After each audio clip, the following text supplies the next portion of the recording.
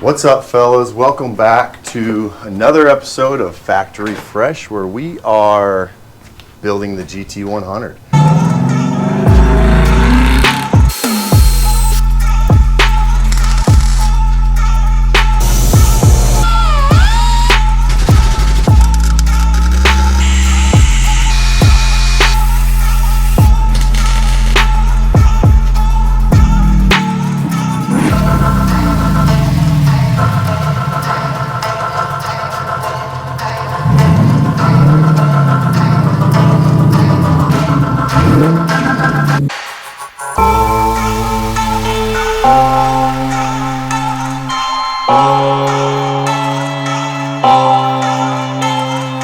So this is our 2016 Mustang GT Performance Pack with a 1962 Ford F100, I almost said 150, Ford F100 unibody body swapped on it. So you know the story, watch previous videos if that made no sense to you, but what are we doing today? We are going to finally get some glass in this thing. So been kind of putting it off because all of the rubber stripping, weather stripping is a pain once we're cutting and buffing and polishing with compounds, which we still have a couple stages to do, but we're at the point where we've got the first cut and buff done. We can get this rubber and glass in and just tape it off if we need to. So I want to get that done, sealed up. Front, back, windows, there's some stuff with that. We got to paint some the wing windows and rebuild them and whatnot, but let's get to work on that and see how far we can get. All right, well, we are starting the windshield install. This is the first attempt. We actually got some LMC windshield weather stripping that was way too big. So he tried it, was way too big, ordered some new stuff. He decided just go ahead and put the back window in, which is pretty easy. I ordered some PRP, precision replacement products, gaskets for that windshield, which are a lot higher quality. I don't know why I didn't do that the first time. Just in the haze of ordering a bunch of parts, I guess I ordered some LMC stuff, which generally is okay.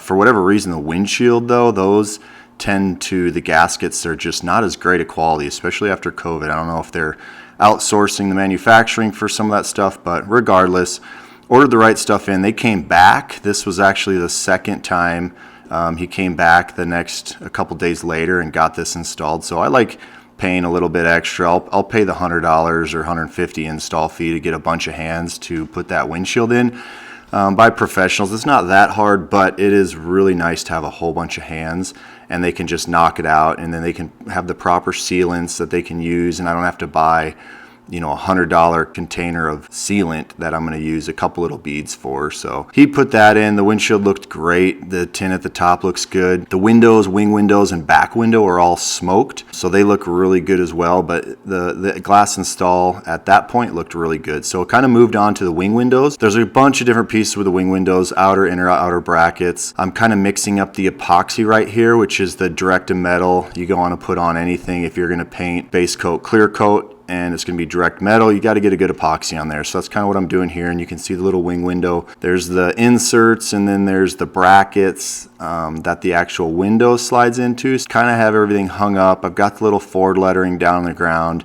that I'm also going to put in the front grille, and just getting a good coat of epoxy on that. The little partitions you can see that separate the main window from the wing window around the back of the car before you put your base coat on. So clean the gun out real good, gave it the flash off time, and we're moving on to base coat. So we're doing the jet black. Pretty easy to do on smaller parts. Just adjust your gun correctly. I use a Eastwood CC500, a pretty inexpensive gun, really. I think it's maybe $300-400, but if you clean it out good, and I'm no expert by any means painting, and I can lay down a pretty good painted coat of paint.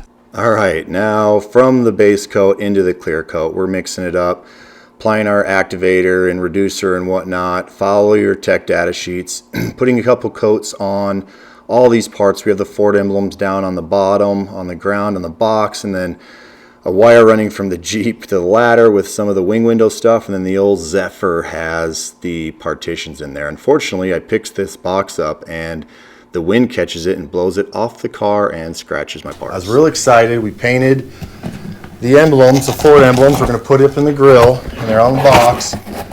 and they were coming out beautifully. I don't know if you guys can see that. Take a look. And I get a couple coats of base, couple coats of clear. It looks amazing. I'm thinking I'm going to get this up on top of my car on the Zephyr and let it bake in the sun, and I'll paint the other pieces, maybe another third or fourth coat of clear. As I'm doing that, the wind kicks up and this thing flips off of the car upside down, and I can hear the metal scraping the ground, and I scuffed up and chipped up every single one of these pieces because they had wet paint.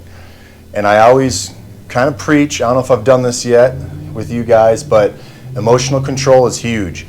I'm a father, I'm a husband. With my work, if I am constantly reacting or overreacting based on my emotions, bad things are going to happen, right? We're not going to be the leaders we want to be. So emotional control is huge. Being stoic, not letting emotions dictate how we interact with people, right? So unfortunately, it wasn't a proud moment. I threw a full-on man fit because this painting stuff is such a pain, because you've got the cook-off times before you can repaint coats and before you can put from the epoxy primers to the base coats to the clear. So you're talking about multiple hour-long processes to just paint little parts, because you have these set times for everything to kind of flash off before you can recoat whatnot. I threw a full man fit. Probably didn't catch it on camera because it was time-lapse, but I'm over it now. I've adjusted, and we're just going to have to sand these back down, put a base coat back on, clear coat back on. Not a big deal, but that's the thing with these vehicles. Building projects, don't get disgruntled, because there's always going to be setbacks. You're learning from setbacks. I'm not going to put this up on a high spot when it's windy out anymore with painted parts. That was kind of stupid. I digress. We're going to keep moving. We're going to get that wing window together, start putting the center divide in, and then get at least this window in, order some parts for the other side, and then we're getting this glass in, fellas. We are getting the glass in. Let's do it.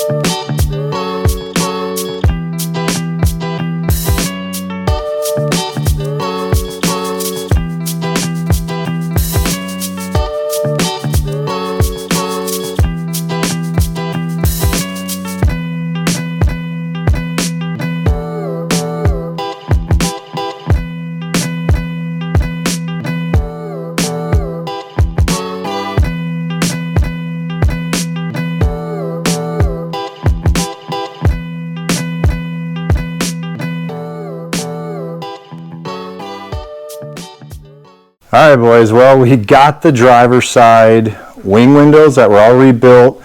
They were jet black, gloss coated, same with this divider. Everything was rebuilt and put in. I don't know if you guys caught, but that was kicking my butt. So we ended up having to take out the window felt here, because we had to put this divider in first, kind of slide it all the way over here just to get in the door. Then the wing window goes in, this goes back, pull apart a bunch of pieces in the door, the window crank, and a bunch of other stuff to fit the glass in. But we've got it in, and it looks really good. Also yesterday, the windshield went in. That looks really good. Do have to get a rear view mirror put up. But overall, this PRP gasket, everything looks really good. The windows look really good. Everything functions really nice. So I am happy. We got rid of this beautiful purple windows. I'll probably clean these up and save them for later, because they're in good shape. I mean, if you take some time and clean them up. So I'll do that to the windows, the wing windows. What else did we get done? Oh, the lettering, 4 lettering's on. If if you guys can see that. That looks really good. We'll get this pulled out in the sun so we can see a little bit better too. We got the taillights in and connected all the wiring. So if you guys remember, our fuel fill is in here. This is still, there's a magnet in there. Got the fuel fill, kind of a cool there. So, and then there's a magnet on this side. So with my key fob, we've got our fancy Mustang key fob, which runs the truck. I can pull this out and then fuel it. So what else do we need to do? Oh, let's check some lights. We need to make sure, now that the rear's wired up, make sure the blinkers, brake lights, tail lights, headlights, everything works. Beautiful thing about the key fob. So check this out. I had some guys asking about VAT, vehicle anti-theft, PATs, passive anti-theft, whatever the OEM theft devices are that are built in the cars where they don't start and stuff. So this is still all intact on this truck. And a good way to kind of demonstrate that is, here's my lock. You can see the halos light up when I do that, but now it's like locked. So it's going to be really easy to break in to that door because it's old. If someone wanted to just break the glass or break in, they're not going to be able to start this without having some skills because all the PATs is still enabled. And you know, when you leave, you can kind of double click it, you'll see, and it locks, you know, basically enables the PATs or VATs or whatever you want to call it. I don't know what Ford calls it. So that's really cool. But let's check the lights real quick. So here, we'll take a little spin in here. Inside looks good. That's the little chip we got, so should be easily touched up. In the cockpit here, man, it's nice. It's to have stuff covered. We just have one window left. We got to have this close.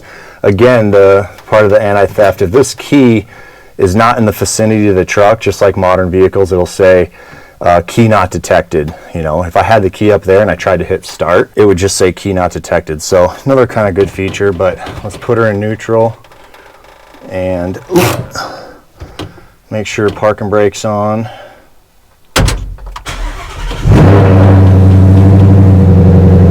The Mustang. Also, I forgot to mention to you guys, I got it registered and I got it insured, so I can legally drive now. And we are at, where's my fuel? We're at half a tank of fuel, so I think we're gonna have to take a little trip to Holiday and get some fuel. But first, let's check all our lights. So I think it's kind of daylight out. Ugh. So let's just pull the garage door down here. And then we'll turn off the lights. So we got our daytime running lights. I don't know if you guys can see it.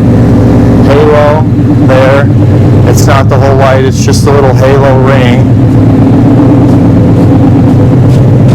Nothing in the taillights. Now we have the headlights turned on. You can see the headlights there. High beam, low beam. Blinkers are integrated into the halo, so that's kind of a cool feature. You can see the back. These are all LEDs, factory wiring. Blinkers work. Let's go that side, that side. Running lights work. Let's try the brake. And the brakes work, so that is good. Let's open this garage before we gas ourselves out with carbon monoxide. Okay. So she's looking good. Need to put the exhaust back on. I'm gonna redo it. We'll have 4 tips running across there. Oh, and the backup camera. So backup camera is just in here right now. We need to wire that in or just install it. But you'll kind of see when we back up on the screen, you'll see it's kind of just shows in the box or whatever. So I am happy. Oh, here's a plate. So let's go to Holiday, and we've got our plate. I don't know where I'm going to put the plate yet, but for now, we'll just set it right there. Turn the headlights off. Okay.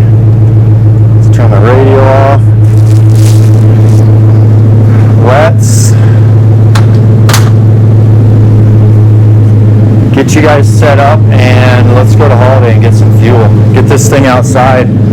Still pretty dirty from just touching it and the dust and whatnot everywhere. We did get the wheels glossed up. I got the overspray off of them with some acetone, so happy about that. They look pretty glossy. But let's get you guys set up. Let's go for a ride, get some fuel. And you don't have A seatbelt? a seatbelt, but we're just going to be in the neighborhood. I've got our doorknobs right here too, in case we need that to open the door. Get the neighbors mad.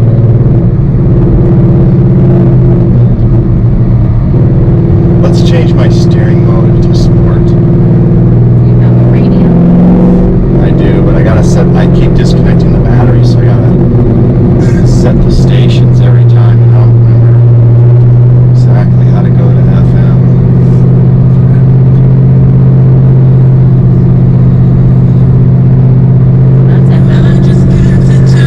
That's just those two tweeters in the front. I gotta put this, I wired the speakers for the back, so I think I'm gonna put some kind of amp and subs back there, you know, so it's got a little thump.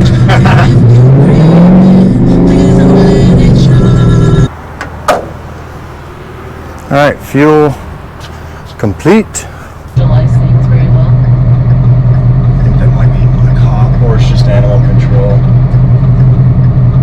Can't tell. Either way, no one's behind me, so I'm gonna wait.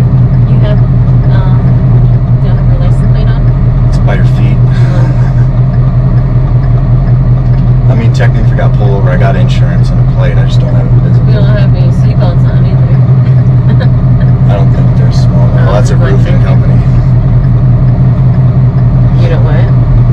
I don't think they would get me for that because you can see these, so they wouldn't even realize yours.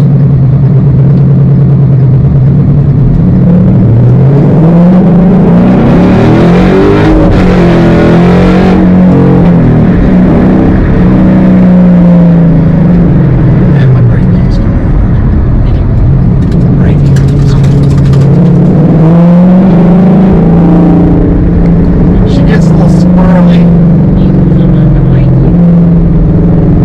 Alright, we're home. First ride in the GT100, what do you think? I don't know. You scared me. I don't have a seatbelt on. I didn't wear mine either. Just make it feel better. But it's nice.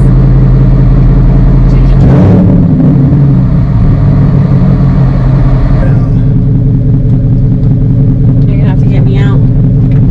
I'll come get you. You come around. Well, that was a successful drive. She's still pretty dirty, but man, it is looking good. I should have rolled the window up so we could have seen. Stance, ride height looks good. Still got to finish the bed. Got some parts for that. All right, we finally have all of the glass on the GT100. So we got the windows in, we got the wing windows, all the trim, the divider. We've got the windshield in, the back glass. Everything is smoked. So it's got a light little tint to it that's built into the glass, which is nice. It's not a film like a tint is, but the front windshield is clear with it looks like a little blue strip on top. It's actually green, kind of talked about it, but it looks blue, looks actually really good. So the GT100, here, let me get out of your way, looking good. It's really nice to have all of the glass in, because as you guys can see, the shop here of mayhem is absolutely full of junk. So try to keep it clean, but once I get cracking on a project like this, I kind of like to have everything laid out and just leave it out on tables and stuff out, and it makes a mess. So a lot of you guys have reached out and given me props on, hey man, doing all this work in a 3-car garage. So hey, I really appreciate that, because it is a pain to do in a 3-car garage. And to be honest, I mean, this truck, it wasn't a bolt-on part. Everything was custom, the bodywork, the chassis, integrating everything. I mean, we had a gantry crane here with a huge jig and the body of this, and then the chassis and the drivetrain over here in another vehicle. And so getting all that stuff worked together in a three-car garage is difficult, but it's doable. We can all do it. It's a little bit of a pain, but to be honest, not that bad. So if you want it, you're going to make it happen, just like most things in life. So I will say I'm happy all the glass is in, because now I'm not going to have to cover everything in the interior. We can kind of clean it up and leave. I had blankets over the seats and the steering wheel covered because that's Alcantara, and just trying to not get everything dusty and dirty over and over and over. So we kind of wiped everything down, and we can kind of leave it like this now, because the beautiful thing is I can shut the door and it keeps everything clean. So that is nice. I'm happy about that. So got a little bit more to do. We're going to get to upholstery. Those of you who have been listening and following along, I've been trying to do upholstery for a long time. But I think things are looking positive. It looks like in about a week they're going to call me. We'll get the truck down there. So we're going to get that there. In the meantime, we did get some stuff, so you guys should check out on Instagram, MD Machine. They machine these parts for my rear taillight bezels.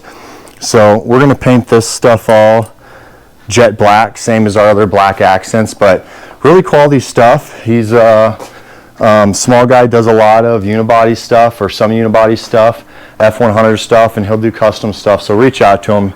Seems like a pretty good dude, and he's definitely hooked me up on a lot of stuff, and he's building a unibody kind of similar to mine. So anyway, we'll get that done. We got to get the bed done. Got some good parts for that. Some linear actuators to electrically raise it. Going to do some taillight work, but we're super close. We are on the home stretch, last 10%, and I'm going to be excited to get this thing out and just get some time on it. So everybody, thanks for watching. Thanks for reaching out, making all the positive comments you guys make, the guys that are constantly engaged and doing stuff and reaching out to me. So that doesn't go unnoticed. I appreciate it a lot. And until next time, God bless and long live hot rodding.